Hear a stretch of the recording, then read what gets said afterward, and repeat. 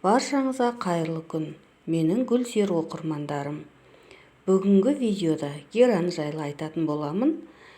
Гүлдерге үй жағдайында күріштің суы витамин екенін білесіздер ме? Осы видео соңында айтып кететін боламын. Геран гүлінің ғылыми атауы пеларгония. Бұл гректің ләйләк тырна деген сөзінен шыққан. Оны қазақтар пішініне қарап қастабан деп атайды. Ал шетелдіктерді пеларгония деуі құстың ұзын тұмсығына қатысты қойылған атау екен. Бірнеше онжылдықтар бұрын геран гүлінің атағы жер жаратын еді. Оны ақсүйектердің үйінен де, қарапайым халықтың терезесінің алдынан да көруге болады. Бұл бүгінге дейін беделін жоғалтқан жоқ. Көп сұранысқа ие гүл. Гүл өсіру ісіне жаңадан қызығушылық танытып келе жатқан жандар осы гүлді өсіруден бастап тәжірибе жинауына болады. Себебі аса ерекше күтімді қажет етпейді. Бақшада да бөлмеде де өсіріледі. Геран гүлі жаз мезгілінде 20-25 градуста өзіне өте жақсы сезінеді. Ал қыста бөлме температурасы 10-14 градустан төмен болған жөн. Жел тимейтін жерде жақсы өседі. Күннің көзін, суды жақсы көреді. Оған жарық жетпесе, жапырағы мен гүлдері майдаланып кетеді.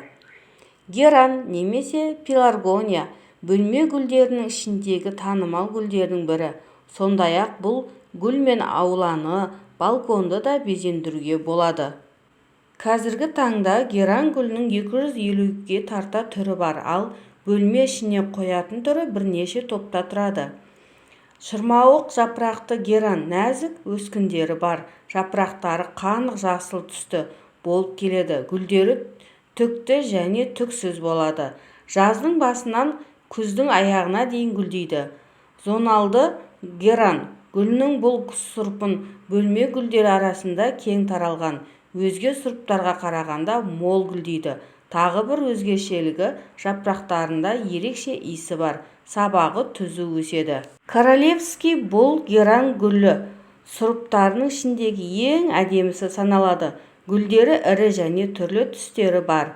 Бұл сұрыптың ерекшелігі кез келген түстегі гүлінде қара сызық немесе дақ болады.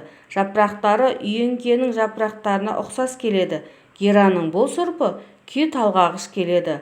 Уақытылы күтіп баптауды қажет етеді. Хош иістісі аты айтып тұрғандай бұл сұрып хош иісімен ерекшеленеді. Гүлдері ірі емес, көп ретте гүлге күлгін және ала қызыл түстері болады. Жапырағы түкті бірнеше тілікке бөлінген болып келеді. Аталған сұрыпты медицинада иіс су жасау үшін және асханада қолданылады. Геранның бұл келесі атауы періште, ангел гүлдері көбелек секілді болып келеді. Аса күтіп баптауды, қарауды қажет етпейді. Бұталары мол болады. Келесі геран атауы лимонды. Бұл сұрыптың жапырақтарында лимонның иісі бар. Жапырақтары ақшыл-жасыл болып келеді. Геран гүлін үйде өсіру үшін нені білу керек? Жарық үйдің оңтүстік бөлігі жағында қойған жөн.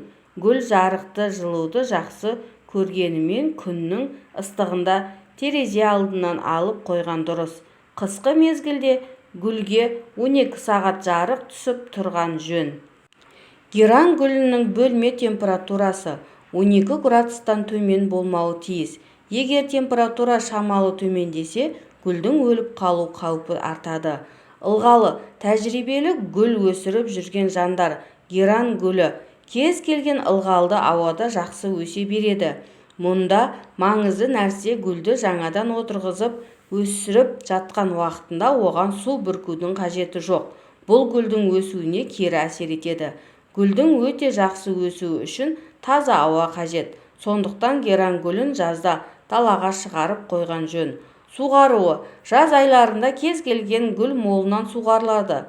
Алайда геран гүлінің жапырақтарында көгерген іздер немесе сабақтарында қара дақтар пайда болса, онда суғарудың мейлінше азайту керек. Бұл тамырдың шіріп бастауының алғашқы белгілері. Ал қысқа мезгілде топырақ құрғаған соң суғару ұсынылады. Айына 2 рет қана. Астыңғы бөлігіне дренаж салған дұрыс. Ауыстырып отырғызған кезде гүлге алдын ала молынан су құйылады. Сосын ақырындап алып дайындап қойған екінші түбекке топырағымен салып отырғызған жөн. Осыдан кейін жаңа қондырғылған гүлді күн көзі тікелей түспейтін жерге қойған дұрыс. Осы бір әдіспен бөлісе кетейін.